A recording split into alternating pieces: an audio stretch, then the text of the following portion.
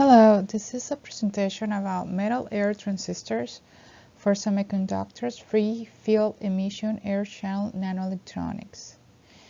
And your presenter is Lillian Hayden.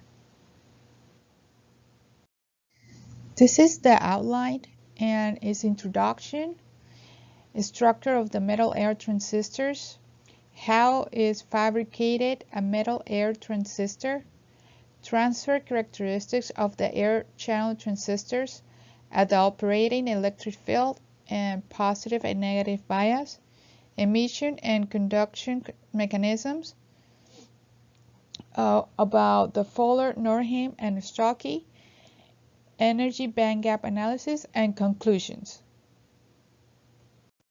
Metal air transistors is a promising way forward for nanoelectronics in response to the limitation of silicon-based electronics. This technology simply takes a different pathway to the miniaturization of a transistor in an effort to uphold Moore's law for several more decades. The design of a metal air transistor solves a major flaw in traditional solid channel transistors. They are packed with atoms, which meant electrons passing through them collide, slow down, and waste energy as heat. Just imagine walking on a dense, crowded street in an effort to get from point A to B.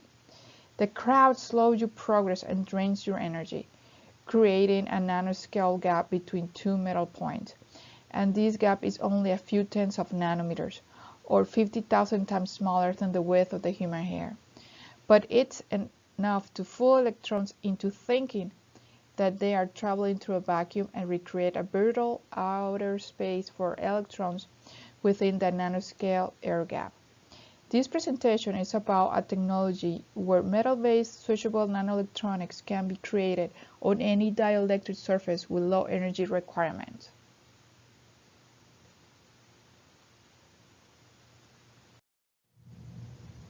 A structure of a metal air transistor. Metal air transistor structure, you can appreciate it in these images that you have in front of you. These images of nanogap metal electrode. Devices consist of two implant symmetric metal electrodes, separated by nanogaps less than mean free path of electrons in air. That means it is less than 68 nanometers. The metal structure depicts drain and source configuration. A dielectric thin film offers separation from conductive backgate.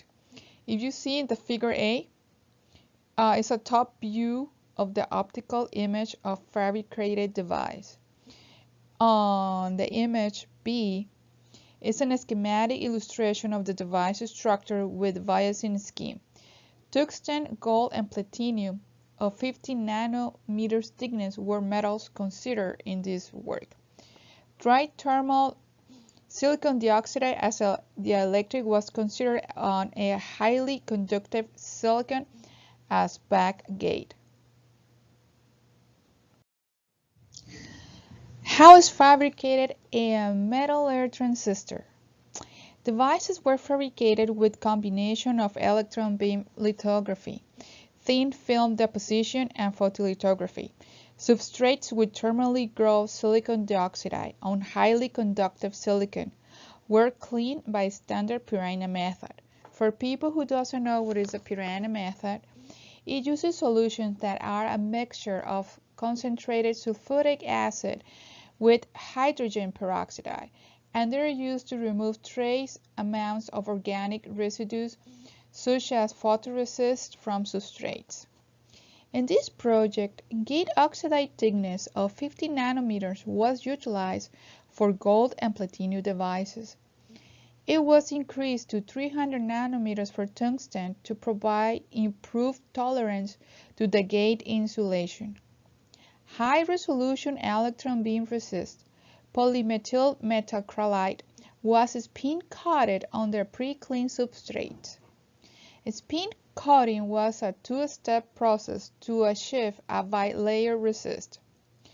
Force EL3 collimator was spin coated and soft baked at 180 grade Celsius. for 5 minutes. Then PMMA A2 was spin coated, followed by identical soft baking. Resulting thickness of the bilayer resist was 120 nanometers.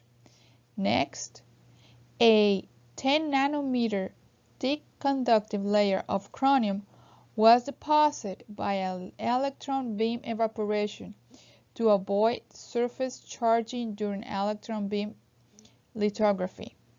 To achieve maximum resolution, subsequently, exposed patterns were developed in methyl isobutyl ketone mixed with isopropanol in a 1:3 volume ratio. The samples now had nanogaps defined. On this structure, 50 nanometers thin metal film, tungsten, gold, or platinum for different sample sets were deposited. To aid addition of a 5 nanometer titanium layer was utilized. Both thin films were deposited sequentially by electron beam evaporation at high pressure in a Kurt J. Lester PVD-75 electron beam evaporation systems.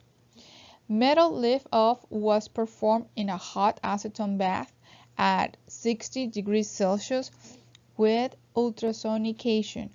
Finally, photolithography was performed to create larger contact pads on nanoscale devices. Now we're going to talk about the transfer characteristics of the air channel transistors. The output and transfer characteristics of the air channel transistors are present on the figure in front of you. The output characteristics of point-to-point devices, that are the figures A, B, and C, are similar in positive and negative bias, with few noticeable differences. First, the operating electric field for stable emission is much higher for tungsten as compared to gold and platinum. This is due to lower melting point of gold and platinum, where electron emission from sharp tips causes localized heating and tips to rupture due to concentrated high electric field. Due to the localized melting tips become blunt and field emission degrades at lower electric field. However, tungsten with high melting point is observed to be stable at high electric fields of 150 millivolts per nanometer. The transfer characteristics of the air channel transistors in positive and negative bias are presented on figure D, F, G, and I, respectively. Devices turn off with increasing positive gate voltage in positive bias operation, as it is shown on figure DEF. This trend is same for all the three metals in positive bias operation. However, in negative bias operation, tungsten and gold-based devices turn on with increasing positive gate voltage, whereas it turns off in the case of platinum. This difference is mainly due to the tunneling mechanism that the respective metal air transistor experiences. Now we're going to talk about the emission and conduction mechanisms. But first, I would like to explain what is the Fowler-Nordheim and Stucky mechanisms. So the Fowler-Nordheim is a field emission is the process whereby electrons tunnel through a barrier in the presence of a high electric field. This quantum mechanical tunneling process is an important mechanism for thin barriers as those in metal semiconductor junctions on highly doped semiconductors. The Stucky is an effect or field enhancement thermionic emission is a phenomenon in condensed